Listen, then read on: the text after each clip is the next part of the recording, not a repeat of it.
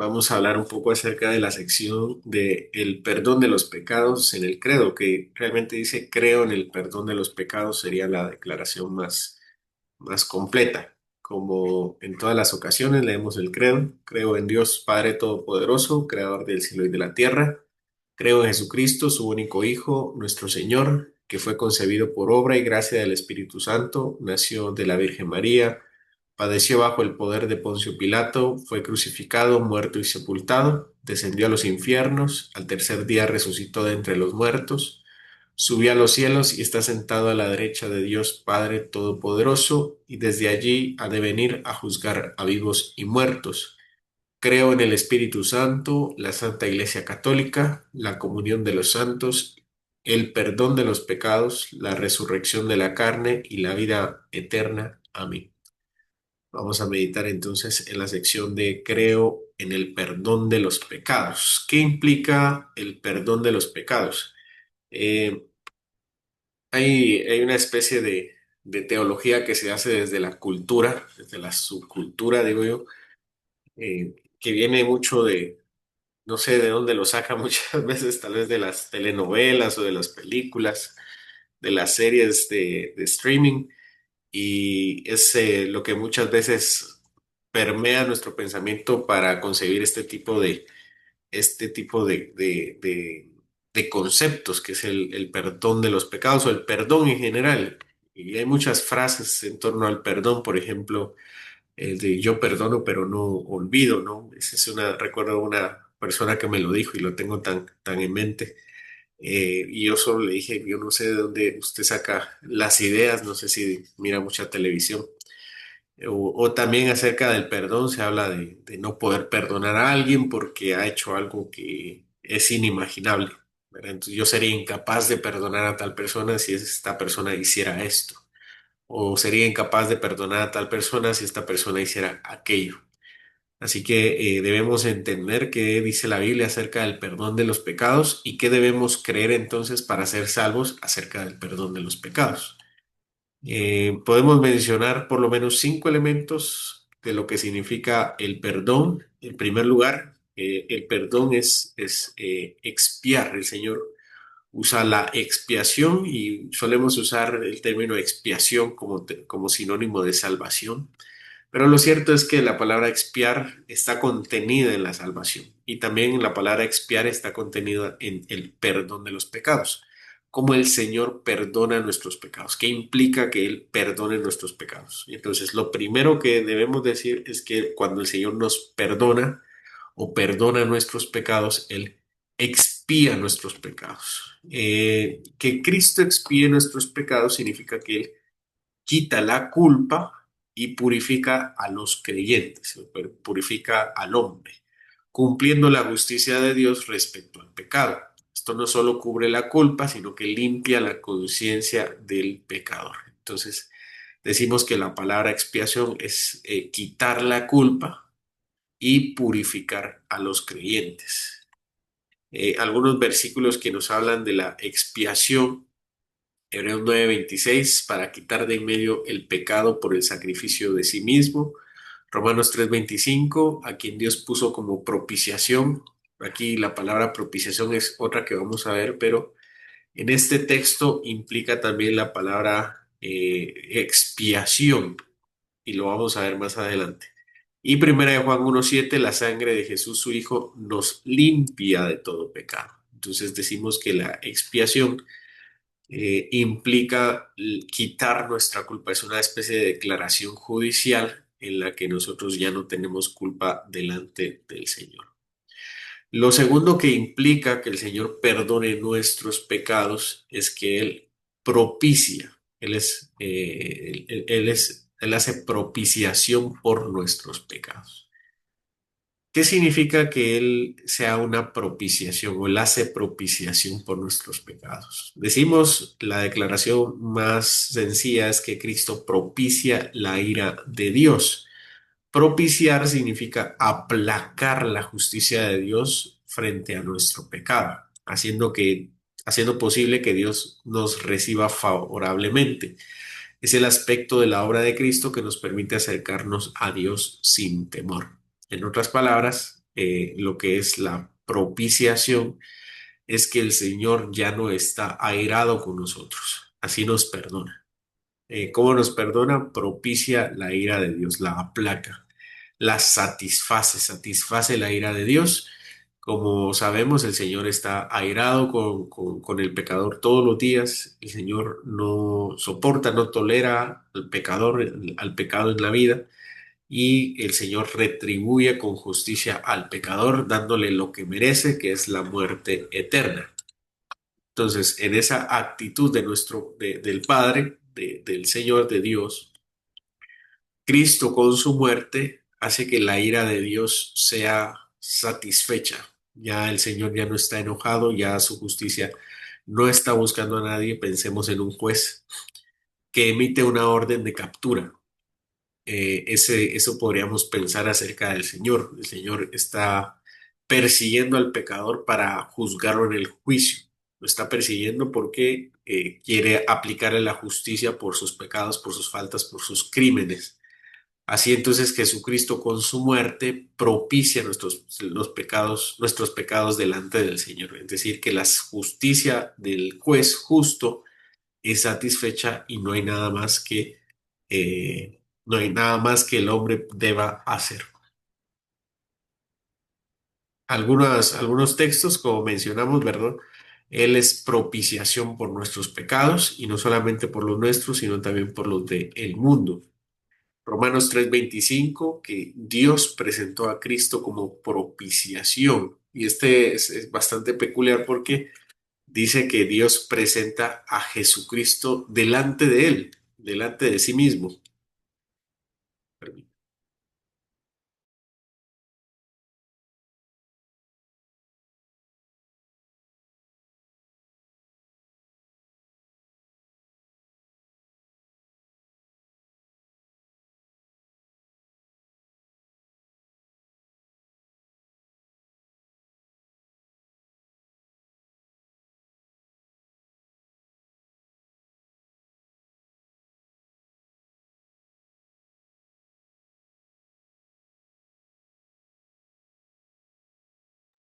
Perdón, unos estornudos.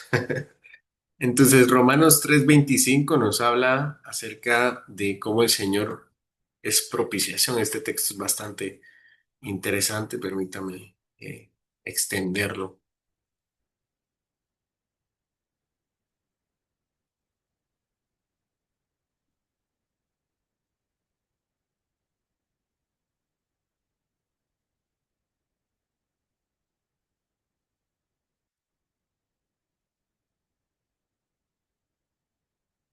Dice,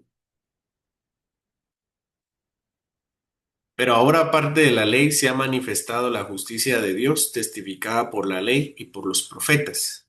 La justicia de Dios por medio de la fe en Jesucristo para todos los que creen en Él, porque no hay diferencia, por cuanto todos pecaron y están destituidos de la gloria de Dios, siendo justificados gratuitamente por su gracia mediante la redención que es en Cristo Jesús, a quien Dios puso como propiciación por medio de la fe en su sangre, para manifestar su justicia, a causa de haber pasado por alto en su paciencia los pecados pasados, con la mira de manifestar en este tiempo su justicia, a fin de que Él sea justo y el que justifica al que es de la fe de Jesús.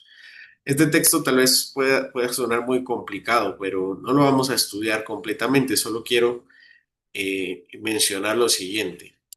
Vemos que Pablo apela a la ley del Señor. La ley está persiguiendo al hombre pecador y es la justicia de Dios la que debe ser satisfecha, como un juez justo persiguiendo al malhechor para poder aplicarle la pena necesaria y nos condena a todos nosotros. Nosotros somos el objeto de la justicia del Señor, somos los culpables que el Señor está persiguiendo, pero nos dice que a pesar de ser perseguidos por el Señor, somos justificados de forma gratuita. No, no hay que pagar ninguna pena, no hay que estar en la cárcel ningún tiempo, no hay que estar en el infierno ninguna temporalidad, porque nos dice que nos justifica gratuitamente, nos levanta en el juicio, no hay pena para nosotros, mediante la redención, y ahorita vamos a ver en un momento la redención, pero lo que queremos hacer notar es que esta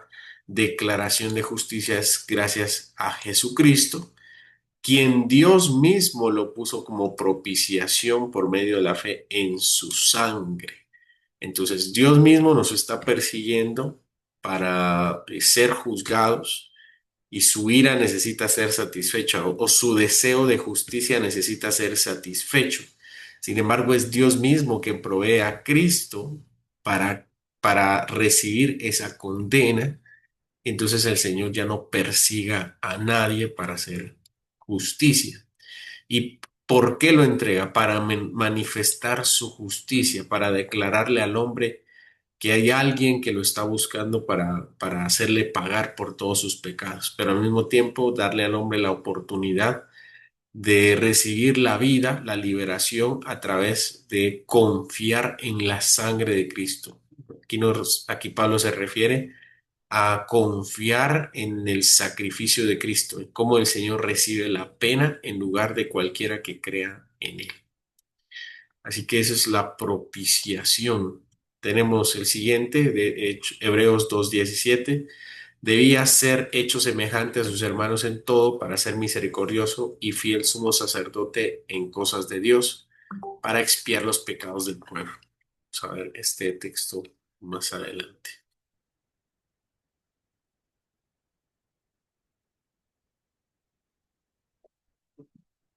Ahora sí vamos con la palabra redimir, que el Señor perdone nuestros pecados significa que nos redime.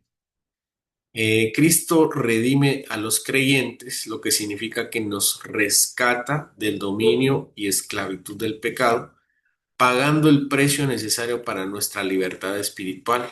Ya no estamos bajo el control o el dominio del pecado, ni bajo su poder condenatorio. Entonces, la palabra redimir o redención implica la compra de algo o el rescate. Es cualquier precio, es el precio que se paga por conseguir algo, ya sea por medio de un rescate o ya sea por el medio de una compra.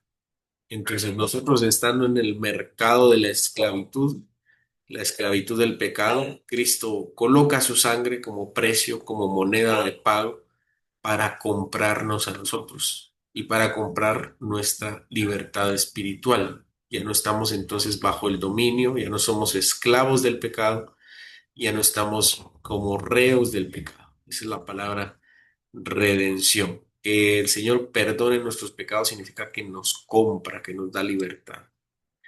Algunos versículos, Efesios 1:7, en quien tenemos redención por su sangre, el perdón de los pecados. Aquí hay una especie de comparación. Se repite una frase para aclarar la primera. El Señor nos redime con su sangre, nos compra con su sangre. Eso significa que nos perdona los pecados. Colosenses 1:14, la misma declaración, en quien tenemos redención por su sangre, el perdón de los pecados. Y Efesios 1, perdón, y Primera de Pedro 1:18 al 19, no con cosas corruptibles, no nos compró con cosas corruptibles, sino con la sangre preciosa de Cristo como un cordero sin mancha. Este también vale la pena verlo.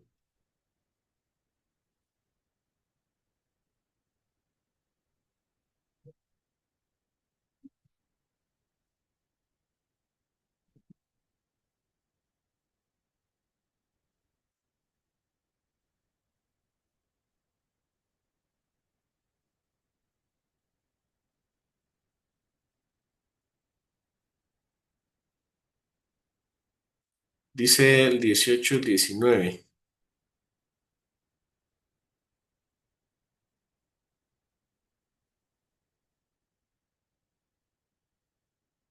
Vamos a leer desde el 13. Dice, por tanto, ceñid los lomos de vuestro entendimiento, sed sobrios y esperad por completo en la gracia que se os traerá cuando Cristo sea manifestado. Como hijos obedientes, no os conforméis a los deseos que antes teníais estando en vuestra ignorancia, sino como aquel que os llamó es santo, sed también vosotros santos en vuestra manera de vivir, porque escrito está, sed santos porque yo soy santo.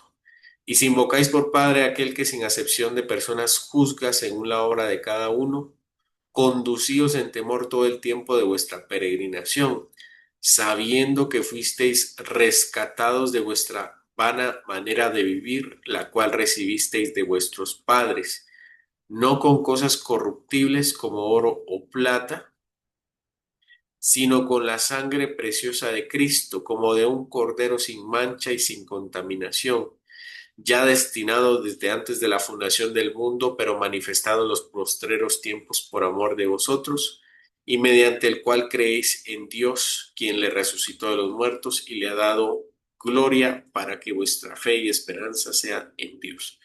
¿Qué está haciendo aquí el apóstol Pedro? El apóstol Pedro está pidiéndole a los expatriados, pues, a las personas a quienes les escribe, y les dice que necesita que ellos sean santos, que sean sobrios, que sean de un ánimo ecuánime, que no se entreguen a las pasiones del mundo, a los pecados.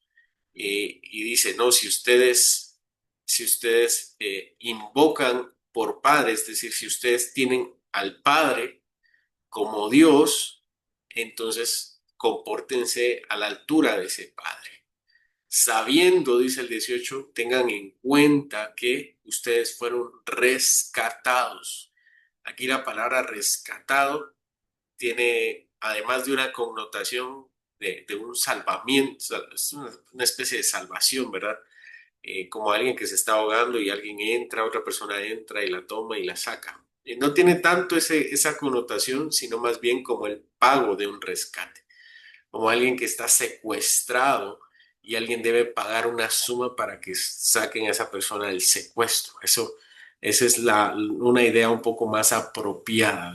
Entonces dice que el Señor nosotros fuimos rescatados, se nos pagó el precio de nuestro rescate, de nuestra esclavitud, de nuestra, de la forma en que nosotros fuimos esclavizados. Entonces el Señor nos rescata, paga el precio y nos, eh, y nos traslada a esa vida de santidad. Entonces pensar en eso, pensar en cómo nosotros ya no somos esclavos del pecado, que fuimos pagados por precio, eso nos debería hacer pensar en cuál es el tipo de santidad que el Señor espera de nosotros. Y dice, ¿no? Que cuál es ese precio que se paga. Y dice, en la cual recibisteis, pero dice el 18 sabiendo que fuisteis rescatados de vuestra vana manera de vivir, la cual recibisteis de vuestros padres. Entonces, esa esclavitud la tenemos nosotros de heredad de nuestros padres, como la humanidad. De Adán se nos transmite la esclavitud, esa declaración de injusticia, pero se paga el precio no con cosas corruptibles como el oro o plata, es decir, el Señor no nos compró con oro o con plata. Y como dice Ageo, a Él le pertenece el oro y la plata. Pero aunque Él es el dueño del oro y la plata, no nos compra con el oro y la plata. Es pues de plano, ¿no? Si la esclavitud es un concepto abstracto, entonces ¿cómo pagará oro y plata a la esclavitud si la esclavitud no maneja ese tipo de mercados, ese tipo de monedas? Y lo que pasa realmente es que Él debe rescatarnos de nuestra vana manera de vivir a través de su muerte. Y por eso Él entrega su sangre. Y Pedro dice que es una sangre preciosa. Y no solamente preciosa, sino que tampoco tiene ninguna culpa, no tiene mancha ni contaminación. Y que el Señor había preparado desde antes de la fundación del mundo. Así que nos está contando también cuál es la moneda de pago para nuestro cautiverio, que es la sangre de Cristo. Esa sería la otra connotación de lo que significa creer en el perdón de los pecados, que el Señor nos redime, nos compra. La otra forma de entender el perdón de los pecados es la reconciliación. La reconciliación es un concepto un poquito más fácil de entender. Cristo reconcilia a los creyentes con Dios, lo que significa que restaura la relación rota por el pecado. Como ustedes saben, el hombre, Adán, fue creado en comunión perfecta con el Señor, Y lo que hace Jesucristo con su muerte y extendiéndonos el perdón es devolvernos la comunión y la paz con Él. El Señor ya no nos es contrario, ya no nos persigue penalmente, ya no está enojado con nosotros por nuestros pecados. Ahora entre nosotros puede haber comunión y puede haber paz. Esto permite que los creyentes tengan acceso directo y sean parte de la familia espiritual. Como dice 2 Corintios 5, 18 y 19, todo esto proviene de Dios, quien nos reconcilió consigo mismo por Cristo y nos dio el ministerio de la reconciliación. Romanos 5:10, porque si siendo enemigos fuimos reconciliados con Dios por la muerte de su Hijo, mucho más estando reconciliados seremos salvos por su vida. Y Efesios 2:16, y mediante la cruz reconciliar con Dios a ambos en un solo cuerpo. Entonces aquí vemos dos conceptos de la reconciliación. El perdón de los pecados nos trae eh, reconciliación en el sentido de que ya no somos enemigos. Esta es la contraparte. Para el apóstol Pablo hay dos tipos de personas en este mundo, los enemigos y los reconciliados. Entonces nosotros ya no somos enemigos de Dios, ahora estamos reconciliados con Dios, es decir, hay amistad, hay paz entre nosotros. Cualquier persona que no esté en amistad con el Señor está en enemistad. Yo sé que parece obvio, pero en la práctica no lo es tanto. Nosotros pensamos en personas seculares que amamos o queremos como personas que, "Oh, espero yo en el Señor que lo salve al final de los tiempos". Pero no, es un enemigo del Señor. Y la contraparte es la reconciliación con Dios. En cuanto a nuestra situación civil, entonces solo se puede ser amigo o enemigo del Señor. No hay puntos medios. No hay conocidos, no hay compañeros, o es amigo o es enemigo. Efesios 2:16 nos plantea otra forma de reconciliación. La otra forma de reconciliación es la reconciliación con el pueblo original del Señor, que es Israel. Cuando digo original me refiero al primero al que llamó su pueblo. Entonces está el pueblo de los israelitas o de los judíos. Se le dice judíos porque la nación de Israel ahora tiene principalmente de la tribu de Judá y pues judíos. Y está el pueblo gentil. Los gentiles son todos aquellos que no somos judíos. Los judíos tienen el pacto, las promesas. Eso es lo que dice Efesios capítulo 2. Vamos a verlo. Este también vale la pena expandirlo un poco más.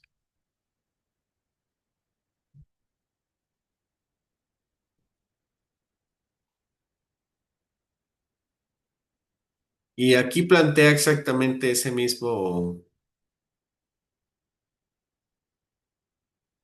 Aquí tenemos planteada esa misma dicotomía. Por tanto, acordaos que en otro tiempo los gentiles, el pueblo gentil, los que no somos judíos, en cuanto a la carne éramos llamada incircuncisión por la llamada circuncisión hecha con mano en la carne. Entonces, los que se circuncidaban, es decir, los judíos, nos decían a nosotros incircuncisos.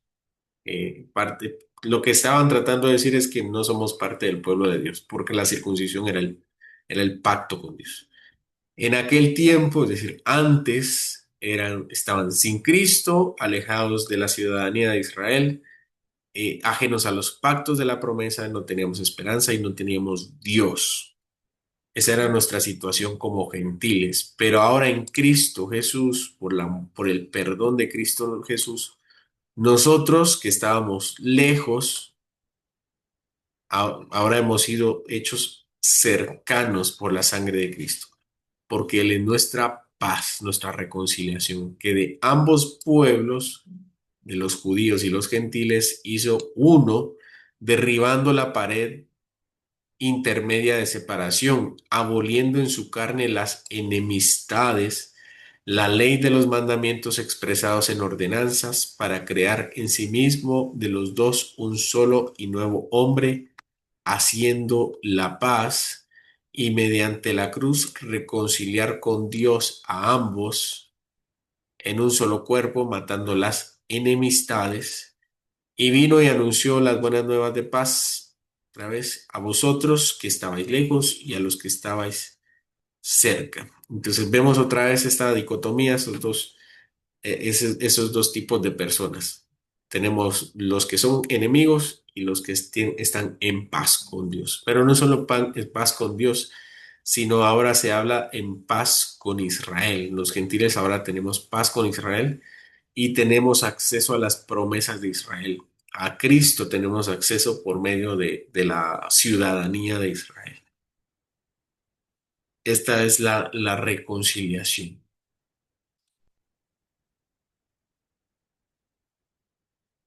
Bueno, pues a manera de conclusión, ¿qué implica el perdón de los pecados para nosotros? Es un poco fácil en cierto sentido porque se supone que ese fue el primer paso para nosotros para entrar a la fe, ¿no? Haber sido perdonados, sentirnos perdonados y estar perdonados por el Señor. Pero ¿cómo podemos verlo ahora? Bueno, lo primero que deberíamos decir es que en nuestra adoración personal y familiar siempre debe haber confesión de pecados. Aunque nosotros pero habíamos pecado y el Señor nos perdona, igual seguimos pecando y necesitamos el mismo perdón de Dios en este camino, en esta peregrinación, como dice Pedro. En nuestra vida cristiana seguiremos pecando y necesitamos seguir confesando los pecados y pidiendo perdón al Señor.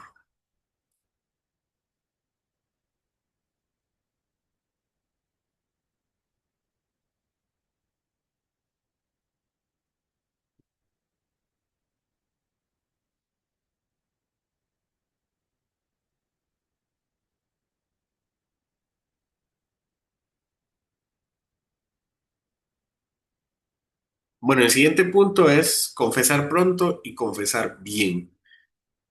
Dado que entendemos la amplitud del perdón de Dios, que implica nuestra purificación, implica nuestro reemplazo, implica aplacar la ira de Dios, implica estar en paz con Dios, implica estar en paz con el pueblo de Dios.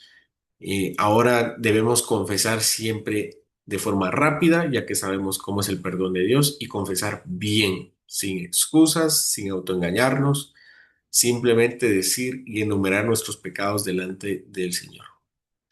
Nuevamente tenemos un punto cultural, perdonamos como fuimos perdonados por Dios. No perdonamos porque se lo merezcan, no perdonamos porque han hecho méritos, porque es mi amigo, porque es mi familiar, o no lo perdono porque no lo conozco, no perdono porque lo va a volver a hacer.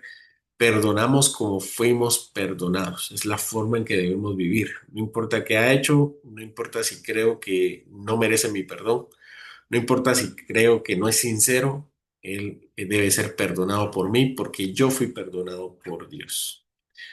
Debemos evitar caer en los dos extremos, que es la culpa, algo así como una especie de enfermedad espiritual, la culpa crónica. La culpa crónica es estar creyendo siempre que estamos mal delante del Señor y siempre estamos mal y siempre estamos mal. Y creemos que su perdón nunca termina de perdonarnos porque siempre hay algo más que hacemos. Y es cierto en algún sentido pensar que nuestros pecados se multiplican muchas veces o que después incluso de haberle pedido perdón ya caemos en pecado otra vez y otra vez nos tiene que perdonar. Eso es cierto, pero recordemos que Cristo siempre está ahí para perdonarnos. Siempre está dispuesto. De hecho, creo que Agustín era quien decía, no es Agustín, pero bueno, hay una frase por ahí, ¿no? Que el Señor está más dispuesto a perdonarnos que nosotros a pedirle perdón. Eso debemos recordar para evitar la culpa crónica. Una vez nos ha perdonado, sentirnos libres. No hay persona en este mundo que nos pueda hacer sentir culpa si el Señor ya nos perdonó. ¿Sí? Todo lo malo que hemos hecho, aunque haya sido a otra persona, si nosotros ya le pedimos perdón a esa persona y el Señor ya nos perdonó también, no hay nada que pueda hacernos sentir culpables nuevamente. Y el otro extremo es la gracia barata, es decir, que como el Señor siempre perdona, entonces siempre voy a pecar. Como dice el apóstol Pablo, ¿verdad? Porque abundó la gracia, abundará también el pecado. Y la respuesta es que no. No porque el Señor siempre esté dispuesto a perdonarme, por eso voy a abusar de su gracia. Y no voy a intentar, voy a tratar, voy a esforzarme, voy a ser intencional a la hora de matar mis pecados. Y por último, debemos anunciar ese perdón. El perdón es la esencia del mensaje del Evangelio, es el imperativo del Evangelio. ¿Qué es lo que debe hacer el pecador para ser salvo? Bueno, aparte de creer en todo lo que hemos visto del credo de los apóstoles, debe confesar sus pecados. Así que el mensaje de la iglesia al mundo es que el Señor perdona pecados, que el Señor salva pecadores, que el Señor expía el pecado, que propicia la ira de Dios, que redime al pueblo de Dios, que lo reconcilia con Dios, que le da todas las promesas. Ese es el mensaje del Evangelio, el cual debe caracterizar al pueblo de Dios. Bueno, ¿alguien tiene algún comentario, alguna consulta? Es un tema bastante bonito, cómo el Señor nos perdona, cuál es la dimensión de su perdón en nuestra vida. Dudas, hermanos, comentarios. Adelante, hermano Carlos. Gracias, hermano. Muy buenas noches a todos. Excelente exposición, muy amable. Te agradezco por lo eficiente que es el mensaje para ponernos en la posición de entendimiento sobre la magnitud del amor de Dios y entendiendo eso, tal vez podrías desarrollar un poco más el tema, te lo ruego, respecto a el poder y la eficiencia del sacrificio de Cristo en la cruz, el derramamiento de su sangre. ¿Y cómo es eso que mencionaste en un principio, cuando empezaste a hablar sobre qué ibas a presentar, de que eh, no existe y no puede haber esa forma de pensar ok, yo perdono, pero hasta cierto punto, o no olvido, o etcétera, cuando nuestro Señor no lo dice de esa manera. Él dice que manda los pecados al fondo del mar, no se recuerda más de ellos, y que vuelve a ver con gracia a aquellos que se arrepienten de todo corazón y vuelve a posar su mirada en ellos, etcétera, etcétera. No sé si podrías desarrollar un poco más ese tema sobre esa capacidad y poder de perdonarlo todo, cuán mala haya sido la persona. La capacidad y el poder, ¿no? de perdón. Bueno, Sí, a mí se me ocurre el ladrón en la cruz, ¿verdad? El ladrón en la cruz creo que es una de las formas eh, más extremas de perdón. Si nosotros leemos los evangelios, en dos evangelios se narran a los pecadores en la cruz, a las personas que estaban a la par de nuestro Señor. Y en un evangelio se dice que ambos están maldiciendo al Señor. Y en el otro evangelio se narra la conversación con uno. Entonces parece que al inicio de la crucifixión ambos tienen una actitud hostil hacia nuestro Señor. Pero en la medida que pasa el tiempo, uno reflexiona y tomas conciencia de lo que está pasando y de lo que va a haber en pocas horas. Y es el que regaña al primero y le dice que no puede ser que lo esté, que vea a ese hombre justo y se burle de él. mm, Entonces le pide al Señor, ¿no? Que se acuerde de él cuando llegue en su reino. Y él le dice, le hace la promesa que hoy mismo estará en el paraíso, con él en el paraíso. Entonces, no hubo oportunidad de ninguna buena obra, no hubo oportunidad de bautizarse, no hubo oportunidad de entender la profundidad de la teología cristiana o de la Biblia, de las Sagradas Escrituras. Él solamente tenía una cosa en su corazón y es creer que ese hombre crucificado le podía salvar, le podía perdonar sus pecados. Así que mm, un segundo antes de morir probablemente extiende su mano y se toma de la mano que está ahí dispuesto para sacarlo del agua antes que se ahogue. Y justamente esa mano era la mano del Salvador. Yo creo que esa podría ser una historia que lo resuma bien, pero no sé si esa era la sí. pregunta. Excelente, no, no, no, perfecto, hermano, gracias. Sí, sí, lo digo porque se escucha mucho en conversaciones. He tenido una precisamente esta semana, donde pues personas que creo fielmente que están siendo llamados por el Señor y su conversión está ocurriendo, em, tienen esas dudas, ¿no? Si ya han escuchado que Dios perdona, y han escuchado que Dios redime, y han escuchado que el Señor tiene una obra de predestinación y de elección, entonces, ¿de qué manera conjuga todo esto, no? ¿De qué manera perdona? ¿A quiénes perdona? ¿Hasta dónde perdona? Entonces, sí, no. Excelente, creo que me lo expusiste como es. Gracias, muy bien. Mauricio había sugerido que estudiáramos los cánones de Dort en los sábados, ¿verdad? Y los cánones de Dort tienen una complejidad especial, pero también tienen una particularidad pastoral. De hecho, hay un libro que se llama así, La teología pastoral de los cánones de Dort, de, ¿cómo se llama este señor? Pero es alguien que escribe para Ligonier, que es muy agradable de leer.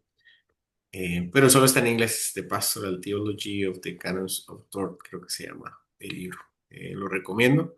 Y es que los cánones de Dort tienen una teología pastoral muy amplia.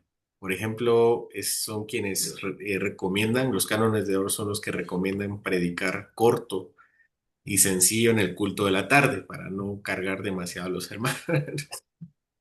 También es el que dice que el culto de la tarde se debe celebrar aunque solo el pastor y su familia esté, ¿verdad? Esas son algunas recomendaciones, no solo es teoría, sino hay recomendaciones pastorales.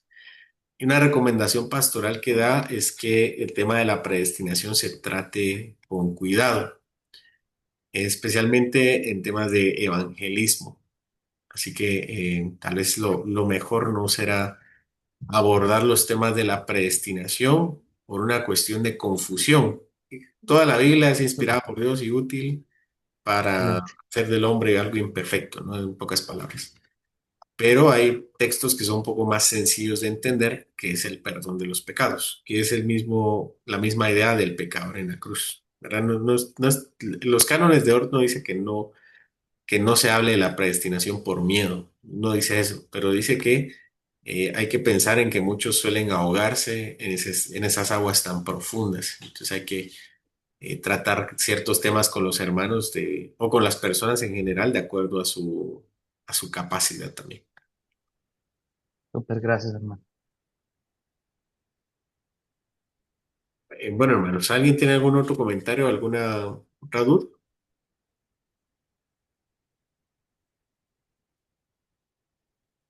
¿No? Bueno, tema sencillo, ¿verdad? Tema sencillo, tema interesante, el perdón de los pecados. A veces lo damos por sentado, pero tiene una profundidad bastante grande como para que nosotros también podamos descansar siempre en el Señor y podamos aplicarnos estas verdades a nosotros mismos. Así que para mí ha sido un gusto estar con ustedes compartiendo este tema. Vamos a terminar orando.